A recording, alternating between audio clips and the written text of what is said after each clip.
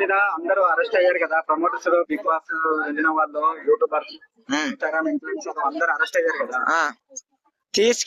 తీసుకెళ్లాల్సిందే, తప్పదు అంతే. ప్రతి ఒక్కరిని తప్పు చేసిన వాళ్ళని శిక్ష చేయాలి. ఇంకోటి, అరే బెట్టింగ్ యాప్స్ ప్రమోషన్ చేస్తున్నారు. ఇప్పుడు ఇన్స్టాగ్రామ్, యూట్యూబ్, ఫేస్బుక్ అనేది ఫేమస్ కానికేనే అనేది కాదు. మీరు ఆఫ్టర్ ఓన్లీ యూట్యూబర్స్ మాత్రమే, ఆఫ్టర్ ఆల్ ఒక ఇన్స్టాగ్రామ్ ఫేమస్ మాత్రమే. ఎందుకయ్యా మీకు ఇవన్నీ? తప్పు చేసే యాప్లని మీరు ప్రమోట్ చేయొద్దు. ప్రమోషన్ చేయండి. యావి చేయలేదు తెలుసా?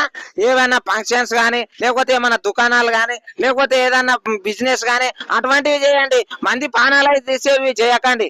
ఓకేనా? ఇంకొక విషయం చెప్తున్నా, అసలు మన టాలెంట్ చూపించడానికి ఇవన్నీ ఉన్నాయి. అర్థమైందా? వీటన్నిటికీ నా అన్వేషణ మంచి గుణపాఠం చెప్పారంట వీళ్ళందరికీ. ఏం గుణపాఠం చెప్తున్నారు? ఆయన ఫేమ్ చేసుకుంటున్నాడు అంతే. ఆడ ఏమున్నది? తోటి యూట్యూబర్స్ ఆయనకు ఫాలోవర్సే, ఆయనకు సబ్స్క్రైబర్సే కదా. ఆయనకు కూడా వాళ్ళు అటువంటి వాళ్ళు అరెస్ట్ అవుతుంటే పోలీసు వాళ్ళు చూసుకుంటారు, లోపలేసి కుమ్మేస్తారు. వాళ్ళ శిక్ష వాళ్ళకి వేస్తారు. ఉత్తుత వార్తలు ఎందుకు ప్రచారం చేస్తున్నారు అంటే 5 ఏళ్ళు జైలు శిక్ష, ఇన్ని సెక్షన్లు పడ్డాయి, అన్ని సెక్షన్లు పడ్డాయని పోలీసులు కానీ, కోర్టు నుంచి న్యాయమూర్తులు కానీ నాకు ఫోన్ చేసి చెప్తున్నారా? ఎవరు చేస్తారు?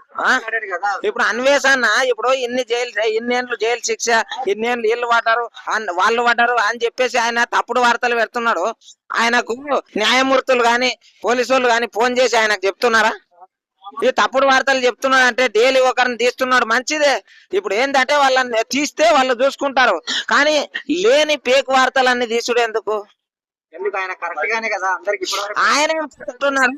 ఇగో ఆయన ఏం కరెక్ట్ ఉన్నాడు? స్వచ్ఛమైన హిందూ అయితే శివలింగం దగ్గరకు పోయి శివుణ్ణి మొక్కేటప్పుడు చెప్పులు వేసుకొని మొక్కడం ఆయన ఏం కరెక్ట్? వేరే చైనా దేశంలో పోయి చైనాలో వాళ్ళు ఏదో కుంఫు ఆడుతుండ్రా అని చెప్పి దాని గురించి మన దేశంలో పనికి మళ్ళీ యువత పిచ్చిన కొడుకులు, అవలనా కొడుకులు అని తిట్టిన అన్వేషణ ఆయన పెద్ద నినమొన్న ఏదో చెప్తున్నా అని చెప్పి పతిత అని చెప్పుడు ఏంది?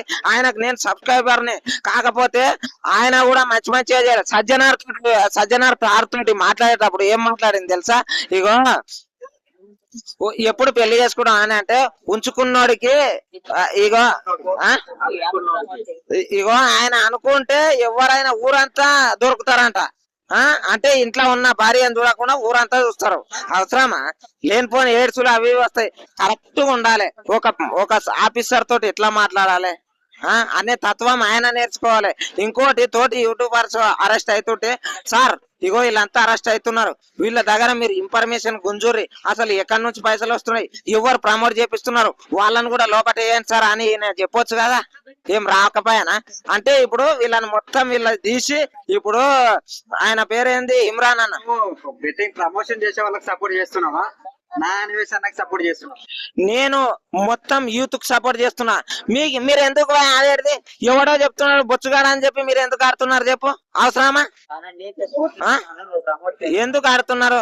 ప్రమోషన్స్ నేను కూడా చేస్తా, చూసి చేస్తా. ఏవి తెలుసా? హోటల్స్ గానీ, షాపులవి గానీ, బట్టల షాపులవి గానీ అటువంటివి చేస్తా నేను.